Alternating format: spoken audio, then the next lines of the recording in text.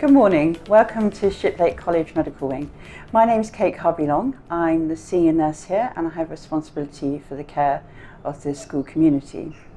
We are open daily from 7:30 till 5:30 and nurses are on site until 6 o'clock in the evening.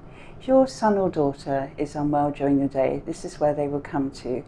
There is also a matron in every house, so your son or daughter can see them for simple homely remedies such as a paracetamol for a slight headache, or if they're just feeling a little unwell. For anything more serious, a matron or members of staff will send them straight over to the medical wing. We're here to deal with any day-to-day accidents that may happen during your son or daughter's activities or during the sporting day. We're also on hand if your child has a chronic disease such as asthma or diabetes or epilepsy, so we can give them continuing day-to-day care and support within the school. If your son or daughter is a boarder at school, they will see the GP at the school. They come in twice a week. Both the nurses here, myself and my colleague Claire, have got a lot of experience in examining and treating unwell children, so we're often able to expedite the treatment of your child if they're a boarder by organising a prescription with the school GP if necessary. In the event of an emergency, your son or daughter will be taken to A&E and you will be notified to come and meet them there if possible. If your child is unwell before they come into school, please do not send them into school. We follow the Public Health England guidelines for schools and diseases. So for example, if your child has diarrhea or vomiting, this has to be treated as presumed to be infectious and they must remain away from school for 48 hours after the last occurrence of diarrhea or vomiting. If they return to school within that time, they will be asked to go home and we will contact you to arrange for you to collect them. If your child has chickenpox, we will follow the Public Health England guidelines with this as well. For example, they would need to remain off school until all the spots had appeared and scabbed over. When your son or daughter arrives at the school, we ask for a record of vaccinations so that we can record these and we can check to see if your son or daughter may have missed any of them. When your child is in year 8, the school nurses from Oxfordshire will come in to give the Hpv vaccination, of which there are a series of 2. This is only offered to this age group, it's not offered to an older age group. When your child is in year 9, they will be offered what used to be called the school leavers vaccination, which is diphtheria, tetanus and polio and meningitis ACWY. This follows on for your childhood vaccinations that your child would have had when they were an infant. If your son or daughter is taking medication for ADHD, we can give this out in school. Because these drugs are controlled drugs, your son or daughter may not carry this with them at any point in the school day. We keep these in the controlled drug cupboards based either in the medical wing or in the matron's cupboards. These are counted and given out and recorded. If your son or daughter is on a course of antibiotics, if they're a day pupil, they can bring those in and we will give them out from the medical wing or again from matrons, so that this ensures that your son or daughter is taking them regularly and completes the course. If your child is a boarder and has a prescribed medication, we have various ways in which this can be given out. It can either be given out by the house matron, or it could be given out in a medical wing, or depending if your child is age 16 or over, they may be able to dispense and hold this themselves. They have a form to fill in to ensure that they're doing this. In addition to this, we would ask that this is kept locked safely away. This is to protect both them and others from accidentally taking the medication. Your child should not bring any medication into school with them unless it's prescribed. If your child is an EpiPen holder and has a severe life-threatening allergy, they should always, at all times, have this on them.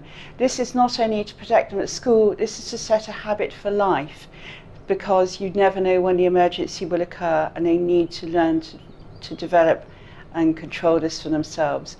If they have an EpiPen, they should have 2 at school with them, one which is on them and one which is in their house in case of an emergency, in case the first EpiPen failed. If your son or daughter suffers from asthma and has to have an inhaler with them, they should carry this with them at all times. You should always ensure that this is within the use by date and that enough dosage is left within the inhaler to help your child. Please do not send your children into school with paracetamol, ibuprofen, cold or flu remedies. If they need these during the day, we keep those both in the matrons' houses and in the medical wing. We are extremely careful in the way we give out these over-the-counter medications because of the risk of interaction with other medications which may contain paracetamol, and there is a risk of an accidental overdose. Any child who brings paracetamol or any other over-the-counter medication in school with them will have to take this home with them at the end of the day, and the matrons or the school medical service will keep those until that point. If your son or daughter develops a condition during their time at Shiplake, if they're a day pupil or a boarder, please let us know as soon as possible. This means that we can offer as much support as we can to make your child's life comfortable and safe within the school community. Should anything develop during the school day and they're a boarder, we would notify the school GP and we would notify you as well. You will be involved in your child's treatment. We do cater for children who have allergies. For example, if your child has a food allergy, there's a wide choice of foods in the dining hall so they can avoid foods that they're allergic to.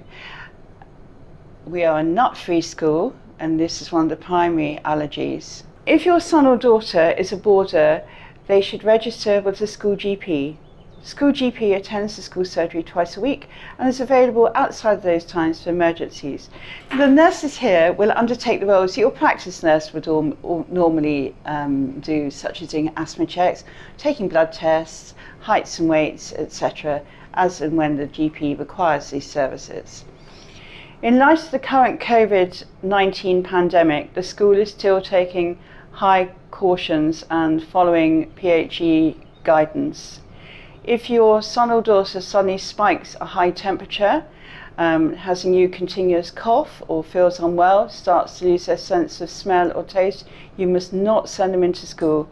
You must contact the NHS and organise them to have a PCR test to see whether they have an infection or not. The lateral flow tests that the children have at school are not adequate if you have active symptoms. If your son and daughter becomes unwell with any of these symptoms at the school, they will be sent to the medical wing and isolated. You are asked to collect your child from school as soon as possible. So this is our sick bay. It gives the children a chance to lie down, they can be examined. We have the couches here to ensure the lowest risk of cross-infection because they can be easily cleaned. Everything is cleaned and changed between each patient in this room. So this is our single room if your child needed to be isolated or needed to take some time out or was feeling unwell and we want to keep an eye on them. This is one of the rooms that we could use, and it gives some privacy as well. If you have a medical question, please contact the medical wing and myself or Claire will be able to answer you.